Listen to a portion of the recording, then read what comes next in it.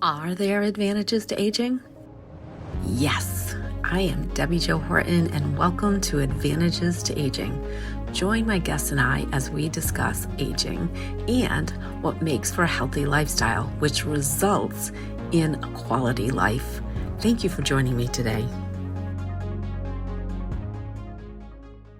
Hey listeners, you are in for a treat. This is DJ Horton with Advantages to Aging, and today I have Ms. Kelly Nevins, who's the CEO of the Women's Fund of Rhode Island. And before you go tuning out because I said Rhode Island and you're thinking I don't live there, she has some incredible wisdom to be sharing with you. So welcome, Kelly.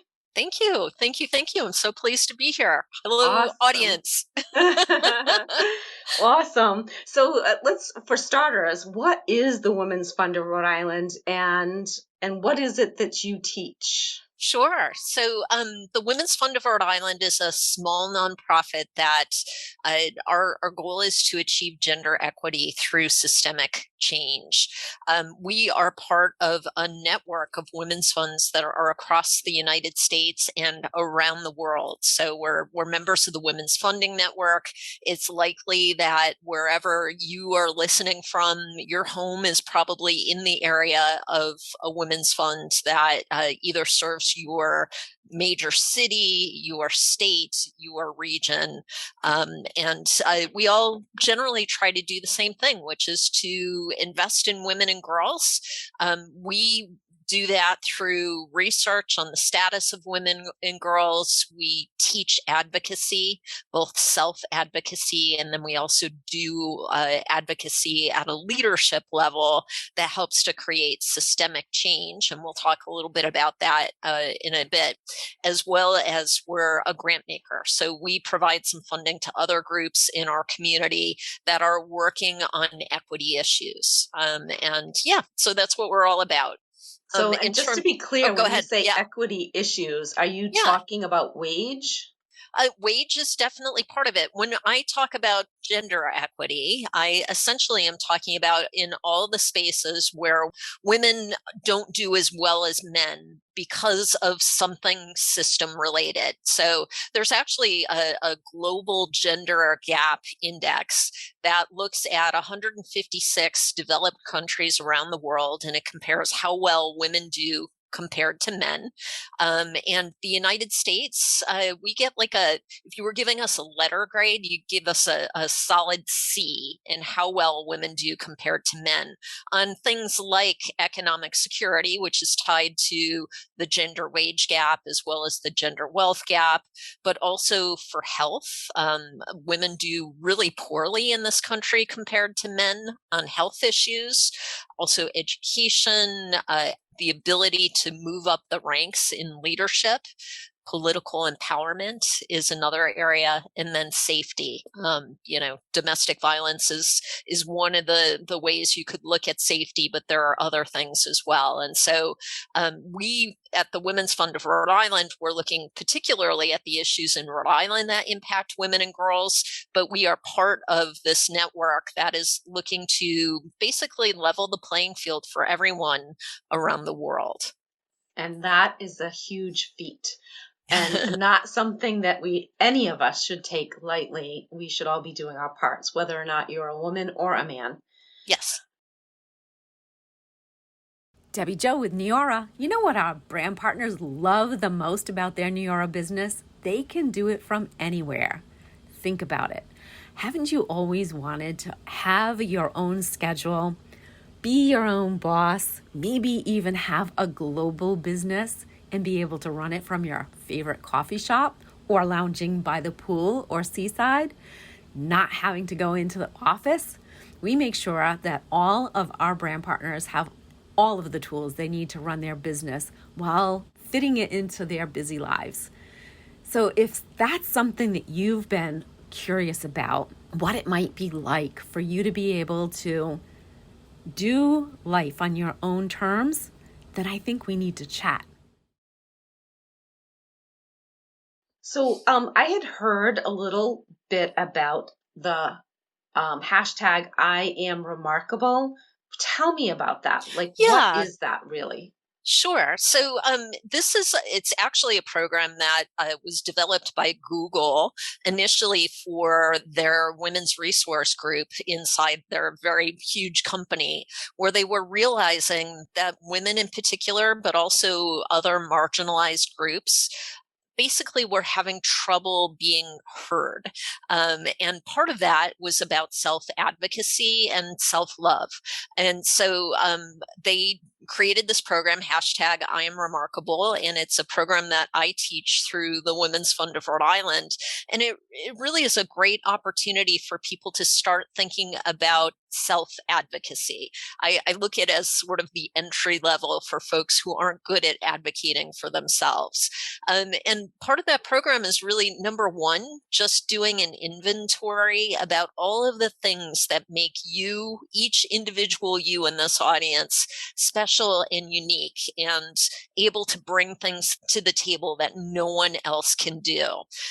One of the core tenets of the program is it's not bragging if it's true.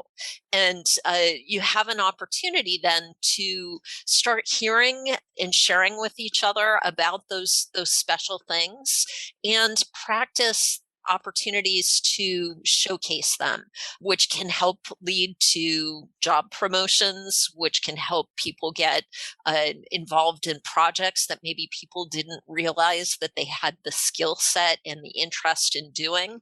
And so it's a great entry level advocacy program. And then I would use that type of program to lead into other things that we teach, like salary negotiation skills workshops, which are very tactical and, again, really help people to, number one, understand the monetary value that they bring to their workplaces and to ask for what they're worth. And if they're not getting what they're worth, to be able to be put to recognize that they have other opportunities. And so that's what those salary negotiation workshops are all about. And then we think about how that leads to other kinds of advocacy as well. It does. It does. And, two things. One is the salary negotiation even transfers into I'm starting my own business, Mm-hmm. charging what you're worth. So Absolutely. many times women, especially women, but really anybody who leaves the employment for their own business has the mentality of, well, if I made $20 an hour, I asked for $25 an hour for my services, I've given myself a raise. When, the reality probably was that you were worth $50 an hour and you were getting benefits. So you should be getting even more than that. And that just happens more times than I even want to Absolutely. think about. But the other thing that you said that just like I love it is it's not bragging if it's true. That's right. That's right. I love that. I really love that. Uh, So can we just like dive into that advocacy just a little bit more? So sure. the Women's Fund of Rhode Island, I know advocates on the state level, but you also advocate on a national level as Sure. well. What are the Yeah. types of things that you advocate for? Yeah. So in particular, the areas that we really focus on because we are a small nonprofit are the areas of access to reproductive health and freedom, economic security, and then finally civic leadership and diversity. So some examples of what we're doing right now at the state level in Rhode Island, we are pushing to expand voter rights in a way that should not expand fraud, but does allow and recognize that it can be really difficult for groups of people to vote on one day a year. And in particular, these people might be folks who don't have control over their schedule. Maybe they work in retail or the restaurant industry or something like that, where they don't even know their schedule until a couple of days before their week starts. And then you add on the challenges of finding childcare, of possibly finding transportation, And that's not even including folks who have health issues or who may be differently abled and find it hard to get around. So we're working for things like expansion, where we would look at expanding the time that people can vote to longer than just one day, allowing people to request a mail-in ballot online. We're not saying vote online, but request a mail-in ballot online.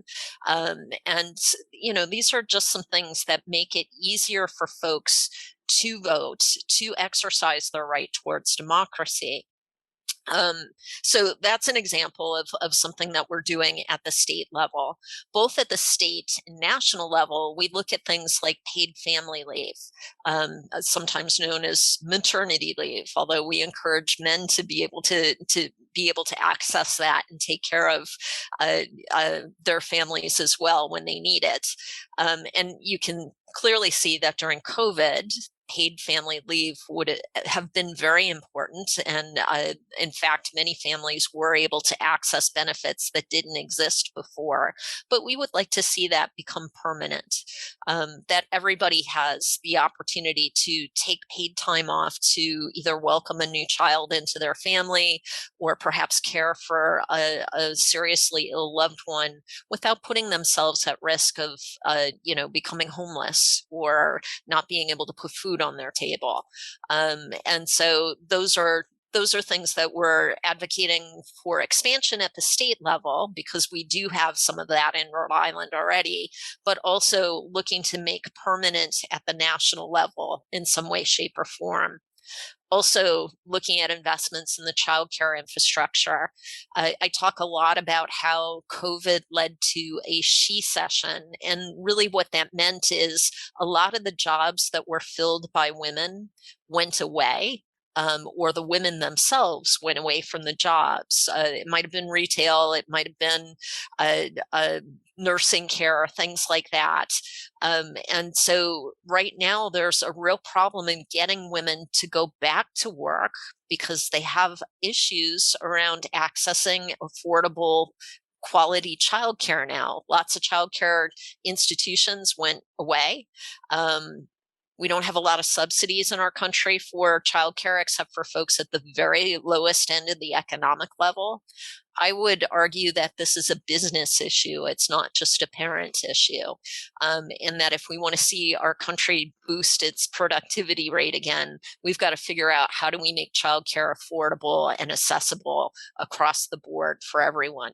So those are some of the things that we do advocate for. The other thing, frankly, that we do, Debbi-Jo, is that we also teach people how to advocate. So I talked a little bit about sort of the steps that we teach through the hashtag I am remarkable and salary negotiation skills. But for those folks who are really interested in learning about how do I, get my legislators to listen to me, we teach Advocacy 101, and we have a 9-month program that we call the Women's Policy Institute, where we are taking 15 women leaders from across our state and teaching them about how do you build a grassroots advocacy campaign. And together they work on trying to pass a law that they feel might be really important. And our paid family leave law is an example of one of the things that fellows from our Women's Policy Institute help to move forward throughout the program. Yeah, and that was really incredible that you can take such a diversity in those women and have them all focus in one direction and really make a difference. Those are really essential skills, not just in politics or in business, but in life, right? Right. We need to be advocating not only for ourselves, but for those that we love. And you're right, oftentimes the caregivers are women. Right. And so, during COVID, either the child care or the medical caregiving fell to women, and you're right. I think it was an opportunity for women to kind of like slow down and look at what's happening here, what's going on. So I would hope that you see an uptick in the number of people attending those workshops, because I think that it really gave women an opportunity to think about what's next for me. Sure, sure. And I will tell you, it's interesting that a lot of women and particularly women of color think about starting their own businesses because what they've realized is that the traditional business world has not been friendly to them in some way, shape, or form. They can't get ahead as quickly as they'd like to, even though they've been working really hard, or they've been working really hard and they don't have a whole lot to show for it because they're on this treadmill. I would guess your own personal story about going out on your own and hosting your single was about wanting to see life differently than what the traditional business world was offering to you at that particular time. Yeah, absolutely true. It has been a really remarkable conversation that we've been having here with Kelly. And ladies and gentlemen, listeners of Advantages to Aging, I hope that there are multiple pieces of information that you can take away from this episode and put into action.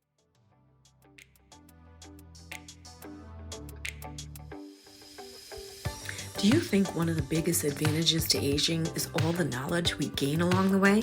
Me too. What did you learn today? Share with me in my Facebook group with the same name as this podcast, Advantages to Aging. Now hit subscribe so you don't miss all the tips to come in future episodes.